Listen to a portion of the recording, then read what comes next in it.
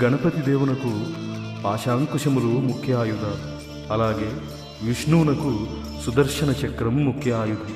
ఇదే విధంగా శంకరుల వారికి త్రిశూలం ముఖ్య ఆయుధం. త్రిశూలమునకు పైన 3 కొనలుండును కదా, అవి అగ్నిజ్వాలల రూపంలో ఉండును. ఆ 3ను అడుగున కలిసి ఉండి ఒకే శూలహస్తంగా ఉండును. సత్వరజస్తమో గుణాలను ఆ 3 కొనలు సూచించును. వీటి యొక్క ఏకత్వం నిజానికి అది త్రిగుణాతీతం. ఈ అంతరార్థాన్ని త్రిశూలం సూచిస్తున్నది.